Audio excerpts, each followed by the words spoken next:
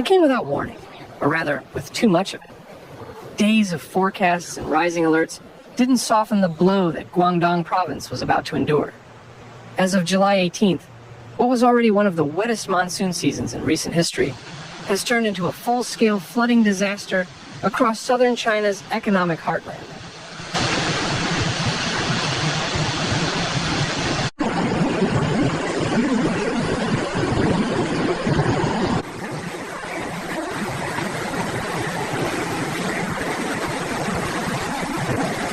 In cities like Guangzhou, Dongguan, and Huizhou, a stalled weather system unleashed wave after wave of torrential rain. The Pearl River Delta, known globally for its manufacturing might, was transformed into a sprawling floodplain. Roads morphed into rivers. Vehicles floated down once busy avenues. Even in the middle of sprawling metropolises, nature reclaimed control.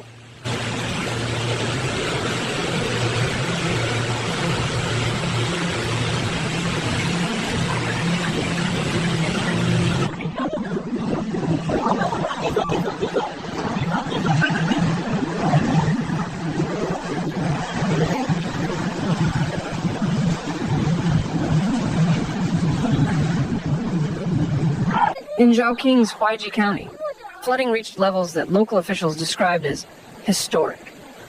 Nearly 30,000 people were evacuated. Hundreds of thousands were affected as waters surged into homes, commercial blocks, and farmland. Streets turned eerily silent except for the sound of rushing water and the occasional thump of debris slamming against infrastructure.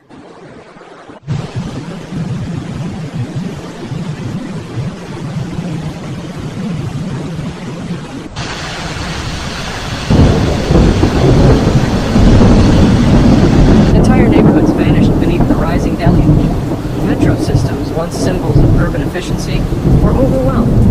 In Guangzhou's Baiyun district, commuters watched helplessly as water gushed down stairwells like artificial waterfalls. Underground car parks became watery tombs for rows of vehicles.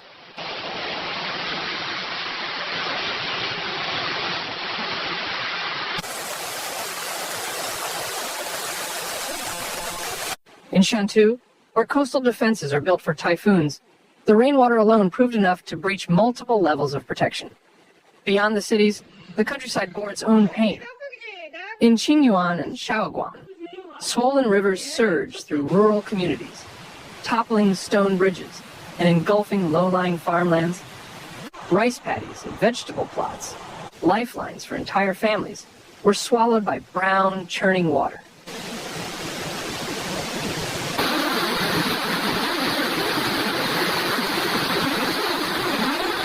Livestock pens stood empty as farmers scrambled to get their families to safety.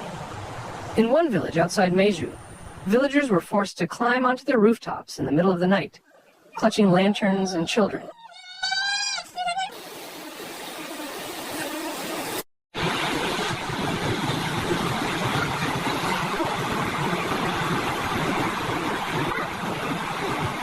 Makeshift rafts, fashioned from water tanks and wooden doors, became the only escape route. For many, the only option was to wait, wet, cold, and frightened, until rescuers arrived.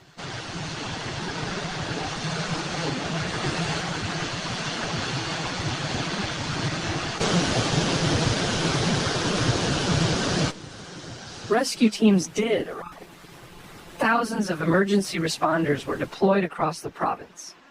Military units, firefighters, and local volunteers worked without rest. Rubber dinghies crisscrossed urban lakes that used to be roads.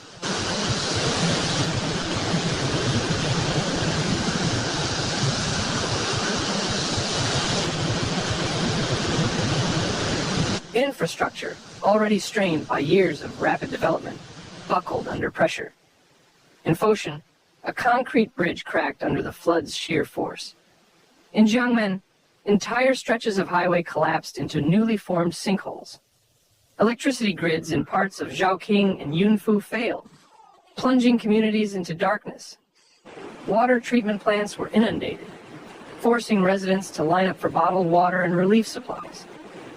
Factories, warehouses, and tech hubs were not spared either.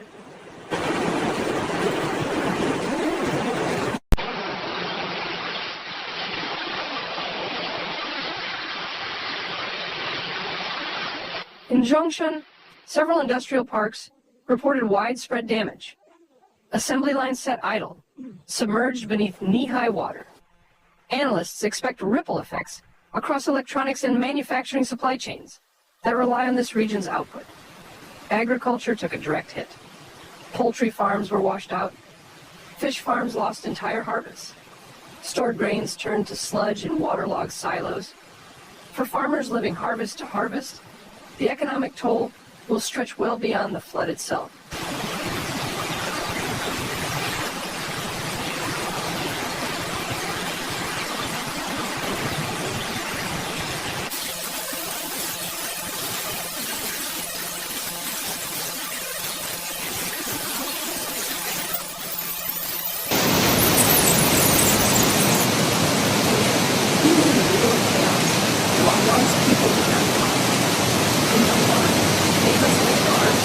Human chains, pulling stranded residents through waist-deep currents.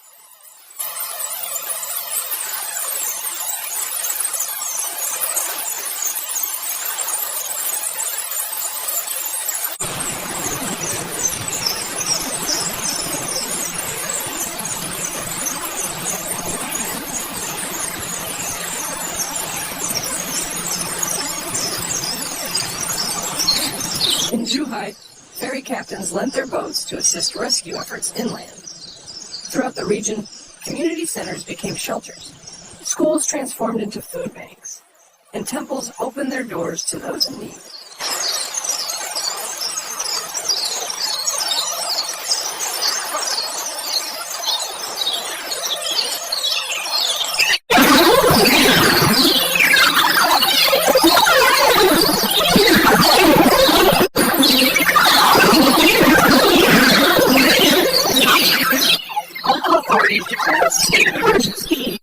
Thousands of emergency workers were mobilized. Relief funds were allocated swiftly. But as the rain clouds neared, the